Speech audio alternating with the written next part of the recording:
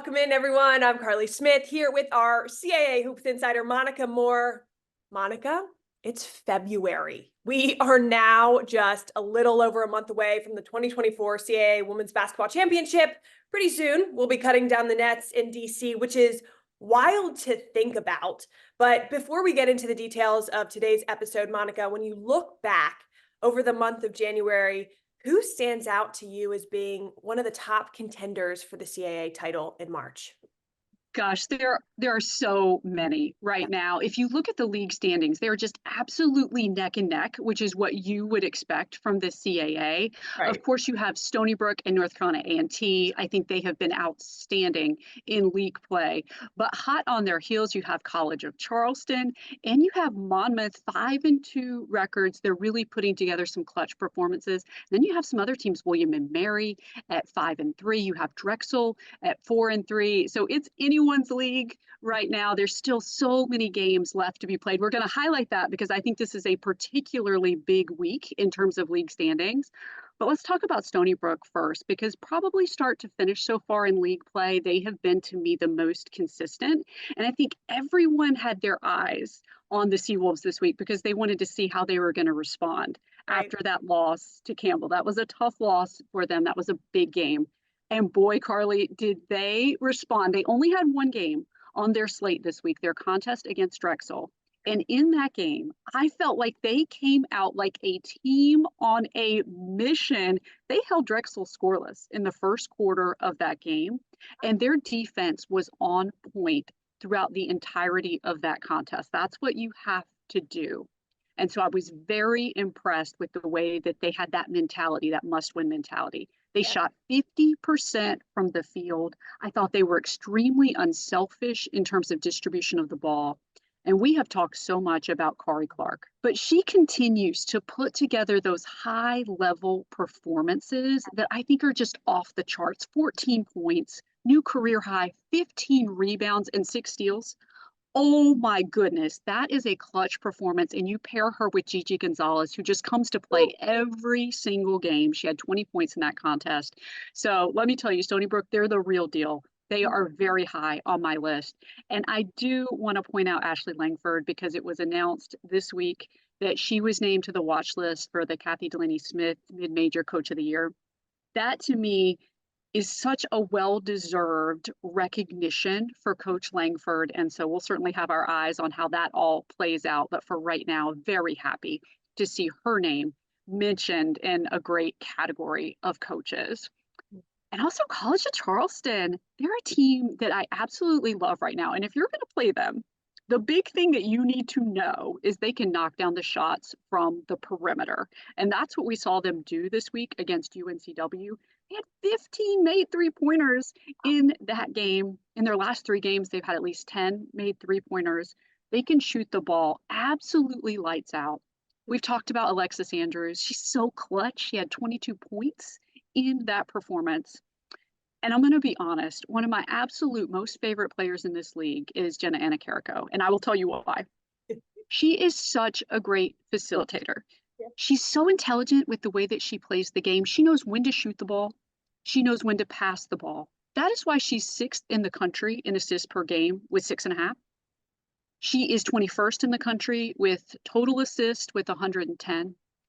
I think she makes her team so much better because she inspires people to want to play that team game that you have to play if you want to win a championship. So that's a big reason I love the College of Charleston. Wow, you just mentioned so many impressive student athletes that we have in the CAA, and we've got plenty of basketball left to play. Monika, you mentioned North Carolina A&T. They're coming off of another 2-0 week. Jordan Dorsey's our CAA Player of the Week. She was tremendous this weekend, averaged 18 points per game on 50% shooting. Okay, the Lady Aggies can ball, period. They can, and they're such a complete team because I think to be successful in this league, to win a tournament championship, you have to be balanced, which they are. You have to play good defense, which they do, and you have to be resilient, which we know they are. And so that's why they just have every piece to the puzzle right now. And you mentioned Jordan Dorsey. We talked a lot about her last week because we love her mentality, just Right. that mental toughness, the leadership, the way that she buys in. She can be that coach on the floor that you need to have. And she was tremendous this week. And in their 6 game winning streak, she's been their leading scorer in every single game. Wow. She takes a lot on her shoulders and she can absolutely deliver.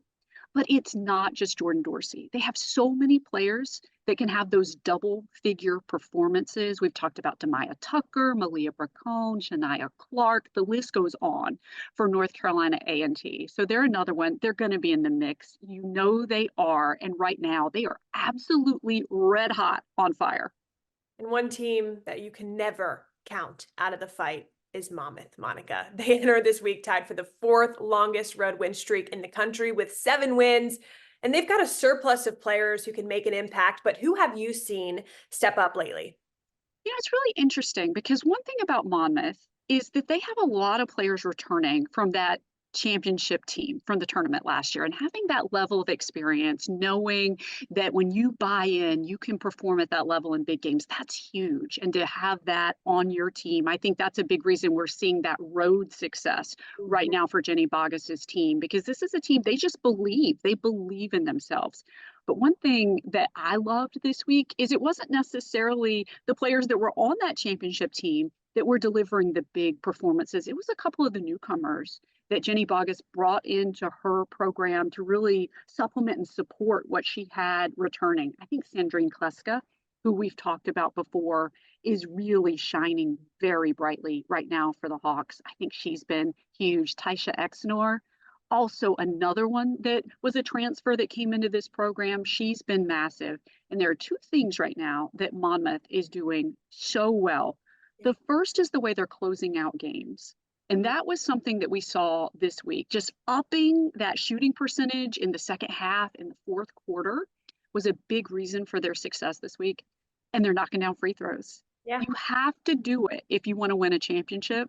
And I think they're doing very well from the line. And everybody knows I love Belle Cramble. She keeps hitting those big career milestones, now 200 career blocks for Belle Cramble. I think she's such an X factor because she brings such a dynamic presence in the low post. So they're absolutely a team that I'm really excited about. Oh, yeah. And they'll be tested this week with games against Towson and Stony Brook, but they'll be able to sleep in their bed for those, which is nice. Okay, Monica, you love to highlight the newcomers. Who are some rookies on your radar? There's so many. It's one of my favorite things about this league. Every year it's a storyline because we have those freshmen that can deliver. We've talked a lot about Taryn Barbo. We love her. She has been tremendous. I really like Elon's Mareja Pass. We've talked a bit about her. Yeah. Well, let me tell you about Andia Charisier from Delaware and the big time monster week that she had. She had new career highs in both of her contests this week. And against Towson, I thought she was about as clutch can be. Delaware gets the win over Towson, hard to do. She had 21 points in that contest. But what really stood out to me was her performance from the free throw line. She was 11 of 12 from the free throw line. She's a 6'1" center listed on the roster. Coaches say this all the time. You're going to get fouled. You have to be able to knock down your free throws. And True. she was able to do that in a big game moment where there's a lot on the line for her team. I found that impressive. The other thing I found impressive, I told you she scored 21 points. She played 22 minutes. Wow. That's pretty good efficiency in the time that you have on the floor. So I think she's getting better and better. I really believe she's one of the newcomers to watch in this league. Awesome stuff. Okay, must watch games this weekend. You mentioned the standings, they're tight. So, what are you really tuning into? Well, there are so many games. Again, I think this one is really going to be a week where lots of things shake loose a little bit, and we start seeing which teams are really going to be putting on that full court press, so to speak, as we head Yeah. into February. But you've mentioned the team that I think might have the toughest docket on the week. That would be Monmouth. This Mm. is going to be a big week for them. We have the championship title game rematch against Towson. Ooh. That one's going to be big, and they have Stony Brook as well. So as you mentioned, they are going to be home, but that is a tough, tough group of games for Monmouth. I cannot wait to see what they do in those contests. And I've got my eyes on Drexel because I told you that they're very much in the mix with the standings. They have William and Mary in Delaware. I think those are two big games for Drexel. We'll see how they do. And Towson, so you know they're playing Monmouth, but they also have a big game against the College of Charleston. So I think it's a big week for the Tigers as well. I cannot wait to meet up again next week and talk about everything that we're going to see this coming weekend. Buckle up for February. Here we go, Monika. Thanks as always. You're outstanding at what you do. And if you're listening to this, visit casports.com to view the schedule, see where you can watch these games. Thanks for tuning in.